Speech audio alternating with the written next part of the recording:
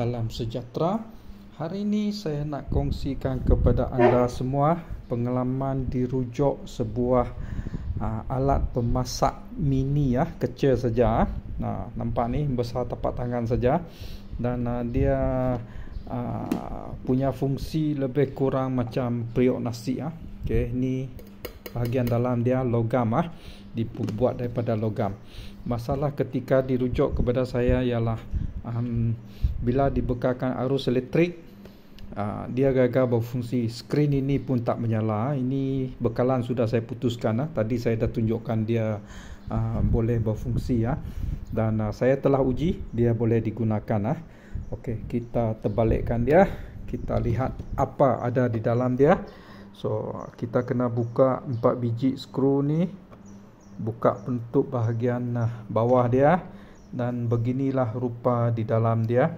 Dia cuma ada sekeping papan lita sahaja.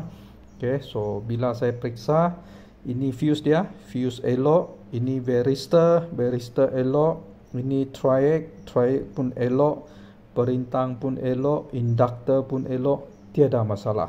Tetapi bila saya periksa botan VCC, nampak tu VCC, tiada bacaan. Okey, botan VCC ni ialah 5 volt dibekalkan kepada skrin supaya ada bekalan elektrik. Jadi masalah dia bukan pada bahagian atas papan lita ni. Kita bukakan papan lita ni, saya nak tunjukkan kepada anda komponen yang rosak itu. Okey, 2 biji skru saja. Lepas buka skru, kita cabut wayar kepada pemanas dia, dan kita lihat bahagian bawah papan lita. Okey, ini bahagian bawah papan lita, dan VCC itu dia disambung kepada IC ni. Okey, so IC ni sudah saya tukar. IC asal dia saya tunjukkan kepada anda. Ini IC asal dia. Okey, sudah saya tukar. Nombor rujukan IC asal dia ialah KP303. Namun bila saya nak beli, saya cari online tak jumpa. Apa yang saya jumpa ialah KP311. Okey, so apa yang saya lakukan, saya beli KP311.